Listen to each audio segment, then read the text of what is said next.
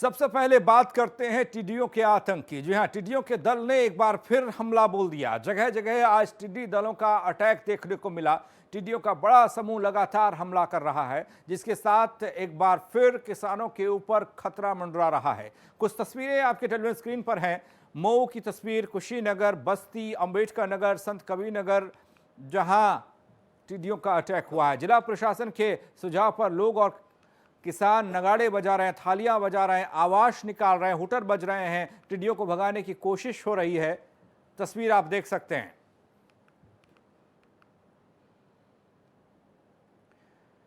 तो यूपी के कई जिलों में टिड्डी दल का आतंक देखने को मिल रहा है। मामला बस्ती का है। यहां दुबोलिया ब्लॉक में आतंक देखने को मिला। आधा दर्जन गांव में टिड्डी दल ने हमला किया है। ऐसे में लोगों ने थाली बजाई और ताली भी बजाई, टिड्डियों को भगाने की कोशिश की। किसानों की फसल पर टिड्डियों ने हमला किया, फसल चट कर दी। फिलहाल टिड्डियों को लेकर कृषि विभाग जरा भी अलर्ट नहीं है।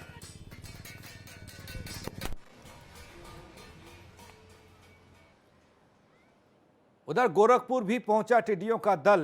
कई किलोमीटर लंबा टिड्डी दल, टिड्डियों की दस्तक से किसान परेशान। अधिकारी बरसाती कीड़े बताकर अपना पल्ला झाड़ रहे हैं। टिड्डियों की अगर बात करें तो तस्वीर आप देख सकते हैं। कैंपियरगंज के रास्ते महाराजगंज भी ये टिड्डियां पहुंची हैं। अधिकारी बरसाती कीड़े बताकर अपना पल्ला झाड़ते दिखाई दे रहे हैं, यानी कि कृषि महकमा हो या और अधिकारी हो, किसानों की फसल के प्रति कोई संजीदगी कहीं दिखाई नहीं देती।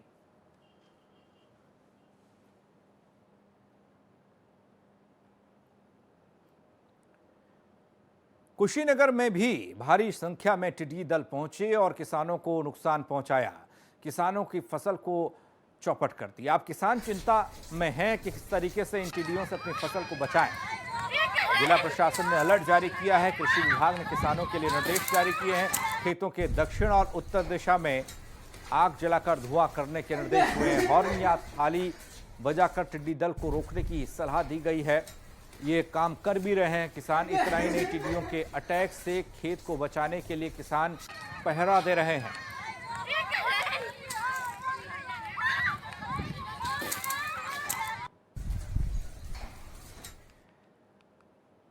यूपी के मऊ में भी किसान टिड्डियों को लेकर परेशान दिखाई दिए। टिड्डियों को भगाने की कोशिश में किसान हर हथकंडा अपनाते दिख रहे हैं।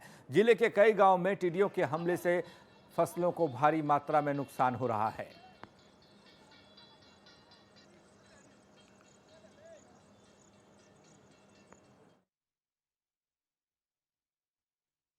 हमने भैया आज तो देखा है, इतना काफ़ी टिड्डा दल खेतों में आ गया है कि हम लोग देख करके परेशान हो गए। सारे लोग परेशान हो गए। सारे किसान जो है खाली खेतों में जाकर बड़ी मेहनत से थाली बजा करके, और हम लोगों ने बड़ी देर तक मशक्कत करने के बाद तो टिड्डा दल हमारे खेतों से भगा निकला है। इसका जो बचाव है वो ये है कि ये जो टिड्डी दल हैं ये काफ़ी बड़े इनकी लंबाई काफ़ी बड़ी है और इनकी जो खाने की क्षमता है वो काफ़ी ज़्यादा है। जहाँ पर ये बैठते हैं वो उसको बिल्कुल चट कर जाते हैं।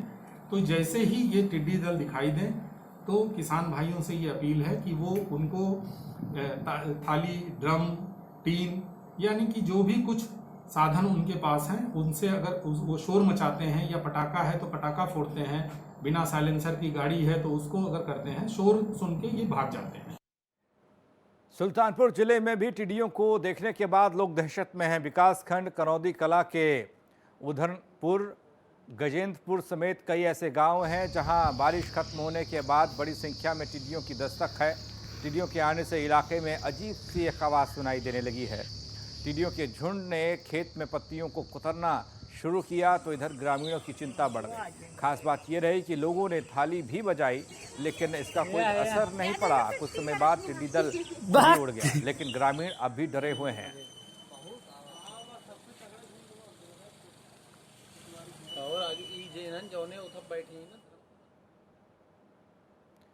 तो वहीं टिड्डी दल यूपी के महाराजगंज तक भी पहुंच चुका है। जिले के अहिरौली गांव में टिड्डियों ने खेत और पेड़ों पर डेरा जमाया।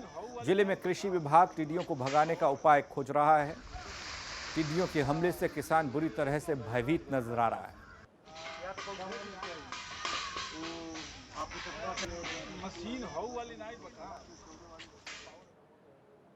अम्बेडकर नगर में टिड्डियों के आने से किसानों में दहशत का माहौल है। किसानों की फसल को अब ये टिड्डियां चट कर रही हैं। चिंता किसानों की बढ़ रही है। ग्रामीण इलाके में आसमान में टिड्डी दल भारी संख्या में देखे गए।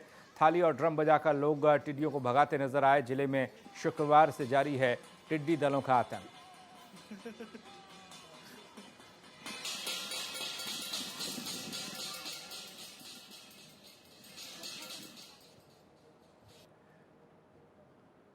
रुड़की के कुंज बहादुरपुर गांव में खेत में कीटनाशक दवाई का छिड़काव करने गए मजदूर की अचानक मौत हो जाने से हड़कंप मच गया।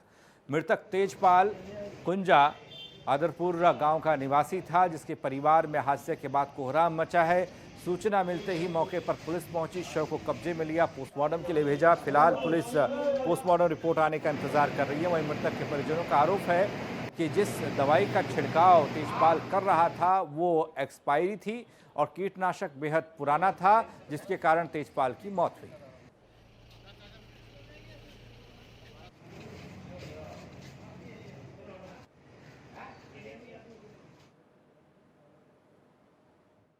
रहने वाला था और मेरा भाई छोटा तेजपाल था, जिसका 4 बच्चे हैं। उसके घर वाली दिहाड़ी पर गई थी।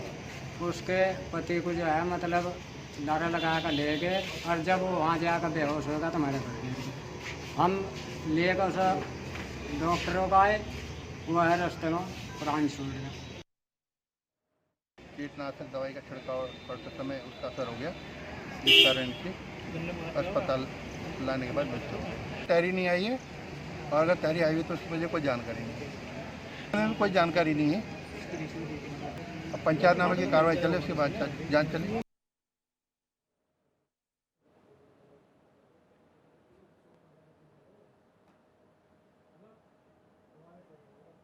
तो एक्सपायर हो चुकी दवा की वजह से यह आरोप लगाया जा रहा है कि किसान की मौत हुई। काफी समय से यह दवा रखी गई थी जिसे छिड़का गया। आगे बढ़ रहा अम्बेडकर नगर में पूर्व प्रधान की हत्या के कुछ ही घंटे बाद एक हत्यारे की एनकाउंटर की कहानी पुलिस रच सवालों के घेरे में आ गई। जिस अपराधी को एनकाउंटर में मारने की कहानी बता पुलिस वाहवाही लूट रही थी या लूटने की फिराक में थी, उसे ग्रामीणों ने पहले ही मार मार कर अधमरा कर दिया था। अब बदमाशों की पिटाई का वीडियो सोशल मीडिया पर वायरल हुआ। उसके बाद पुलिस एनकाउंटर और पुलिसिया कार्यशैली पर सवाल खड़े हो गए हैं। दरअसल इब्राहिमपुर थाना क्षेत्र के अंतर्गत ग्राम चिनगी निवासी धर्मेंद्र वर्मा कल दोपहर उतरेथू बाजार के एक बीज भंडार की दुकान पर बैठे थे कि मौके पर पहुंचे 3 बदमाशों ने ताबड़तोड़ गोलियों की बौछार कर दी, जिससे धर्मेंद्र की मौके पर ही मौत हो गई। जिसके बाद तीनों बदमाशों को ग्रामीणों ने जमकर पीटा, जिसमें 2 की मौत हो गई और 1 की अस्पताल में मौत हुई। फिर पुलिस ने इन बदमाशों का एनकाउंटर कैसे कर दिया, ये सवाल अपने आप में बहुत बड़ा है।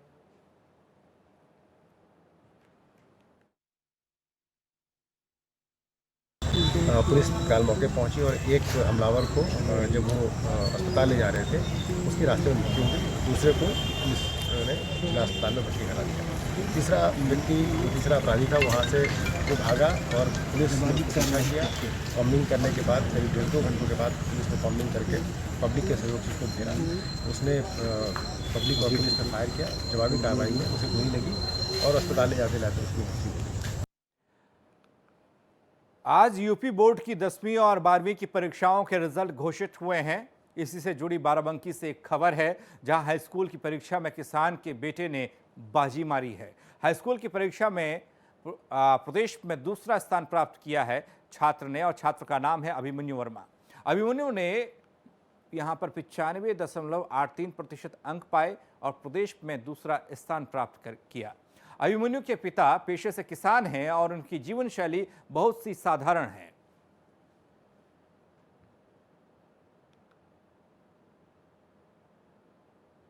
मैं इस समय अभिमन्यु वर्मा के पास में हूँ, जो हाई स्कूल में सेकंड टॉप किया है, और मैं इनसे ही बात करना चाहेंगे कि किस तरह से वो तैयारी कर।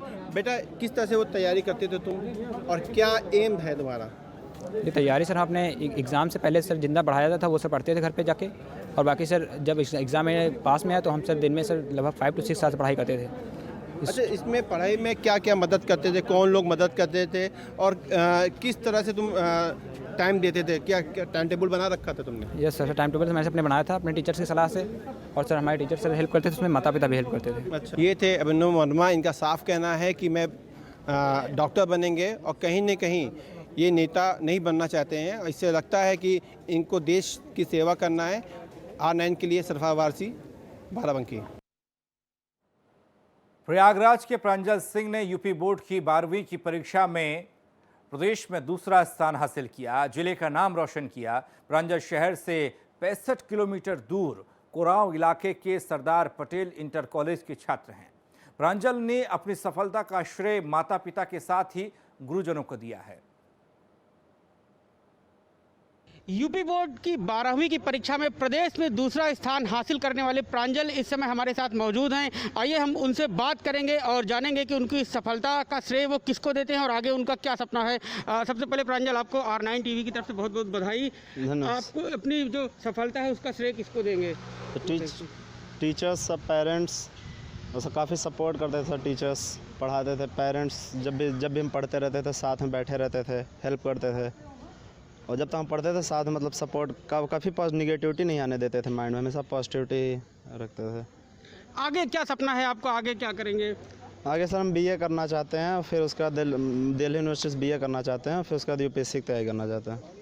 आपकी जो सफलता है इसमें कितनी मेहनत आपको करनी पड़ी, क्या क्या करा, क्या किए हैं, दूसरे छात्रों को क्या टिप्स देंगे? टिप्स मतलब सिर्फ रेगुलरली स्टडी करिए, सेल्फ स्टडी करिए रेगुलरली। बहुत ज़्यादा पढ़ने की आवश्यकता नहीं है, लेकिन डेली पढ़ना बहुत ज़रूरी है। नॉर्मली 5 to 6 आवर्स डेली पढ़ेंगे तो बहुत। प्रदेश में दूसरा स्थान हासिल मिला है, कितनी खुशी हो रही है? बहुत खुशी हो रही है। मैं ज़्यादा खुशी मेरे पेरेंट्स को हो रही है, बहुत।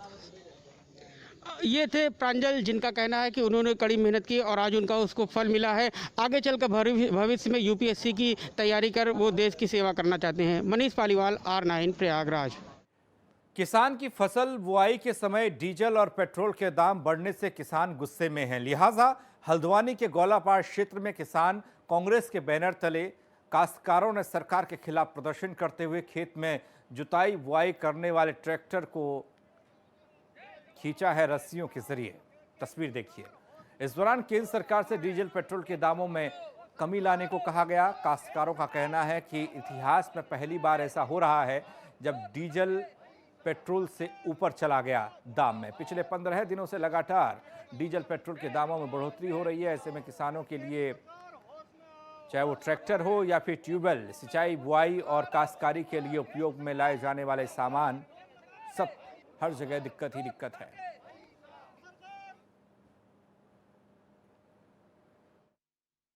सर इस समय जो है किसान बहुत हताश हुआ है, क्योंकि लगभग डीजल और पेट्रोल के दाम एक साथ बढ़ गए, जिससे इस समय हमारा खेती का समय है, धान बुआई का समय है और मक्का बुआई का समय है। तो हम लोग किसान को इस समय बहुत हताशा का माहौल है। क्षेत्र में लोग परेशान हैं कि हम अपनी खेती कैसे गुजर बसर कर पाएंगे।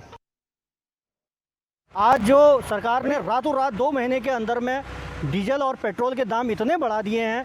देखिए, हम लोग किसान हैं और जिला प्रवक्ता किसान कांग्रेस कमेटी का होने के नाते मेरा ये फ़र्ज़ बनता है कि मैं खुद किसान होने के नाते आज इन्होंने डीजल के दाम इतने बढ़ा दिए। धान रुपाई का समय है ये हज़ारों लाखों लोग इस समय धान रुपाई करते हैं और ट्रैक्टर से हम लोग धान रुपाई करते हैं। तो अगर डीजल के दाम इतने बढ़ा दिए इन्होंने, तो हम जुताई का पैसा कहाँ से देंगे? और तेल के इतने दाम बढ़ा दिए हैं कि हमारी फसलों की कीमतें वाजिब मिल नहीं रही हैं, ऊपर से तेल के दाम बढ़ा दिए हैं। हाथरस जंक्शन क्षेत्र के गांव गंगशौली में जमीन को लेकर पुत्र ने अपने ही दोस्त के साथ मिलकर अपने पिता की गमछे से गला घोंटकर हत्या कर दी। मृतक रविंद्र पाल का शव शुक्रवार को घर में ही परिजनों को चारपाई पर पड़ा मिला। रविंद्र पाल के शव को पुलिस ने पोस्टमार्टम के लिए भेजा और साथ ही मामले की जांच में पुलिस जुट गई। जांच हुई तो बेटे और दोस्त को आरोपी पुलिस ने पाया और पुलिस ने आरोपियों को अब जेल भेजा है।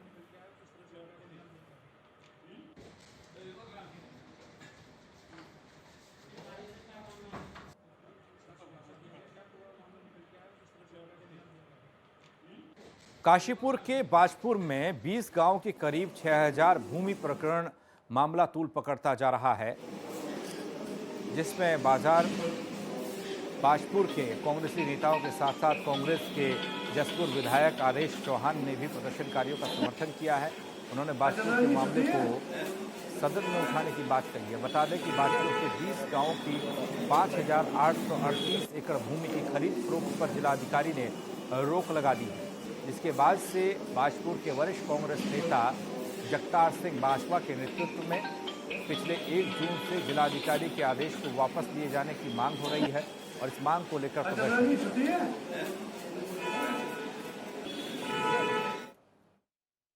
देखिए 1 जून से बाजपुर बचाओ मुहिम चल रही है। आप सभी लोगों के सहयोग से यहाँ के किसान, मजदूर, व्यापारी जो यहाँ की सरकार और यहाँ के तानाशाह डीएम के एक आदेश के कारण बर्बादी के कगार पर पहुँचे हैं, हजारों परिवार, उनको बचाने के लिए प्रयास है।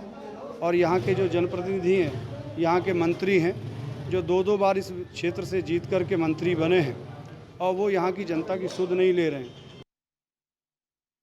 बाजपुर क्षेत्र के 20 जो गांव हैं उनकी लगभग 6,000 एकड़ ज़मीन पे एक प्रतिबंध सरकार के आदेश पर यहाँ के जिलाधिकारी महोदय ने लगा दिया और हमारी कांग्रेस पार्टी उसके खिलाफ धरना प्रदर्शन कर रही है।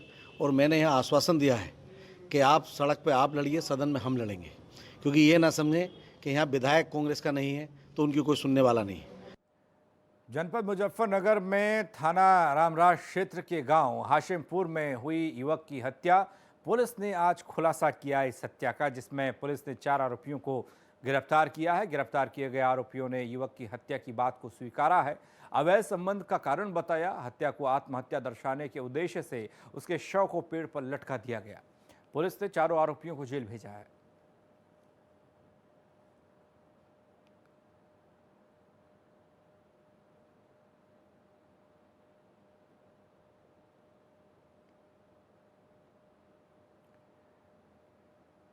बांदा के बबेरू सामुदायिक स्वास्थ्य केंद्र में 2018-19 में रोगी कल्याण समिति में मंगवाए गए सामान में घोटाला किया गया, जिसको देखते हुए एक समाज सेवी के द्वारा तहसील दिवस पर जिलाधिकारी को सामान की जांच करवाने के लिए एक प्रार्थना पत्र सौंपा था, जिसमें जिलाधिकारी ने बबेरू एसडीएम को जांच के आदेश दिए।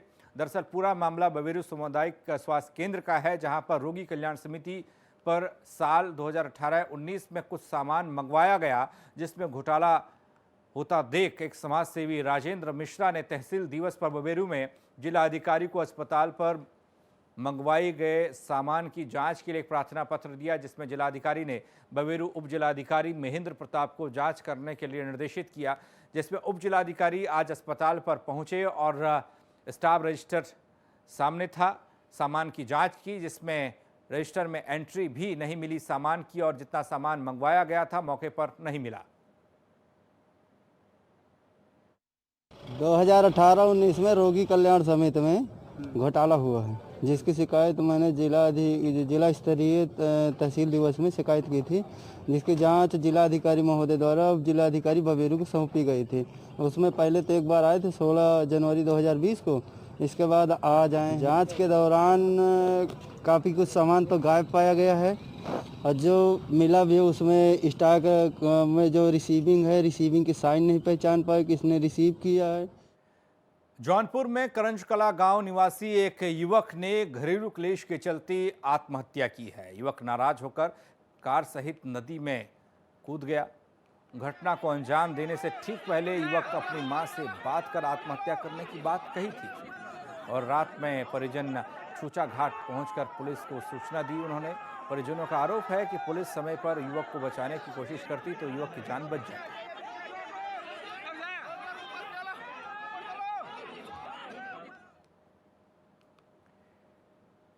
चलिए, खेत खलियान, गांव देहात और अपना गांव की खबरों में आज इतना ही। बाकी खबरों के लिए आप बने रहिए R9 टीवी के साथ, सिर्फ खबर के लिए।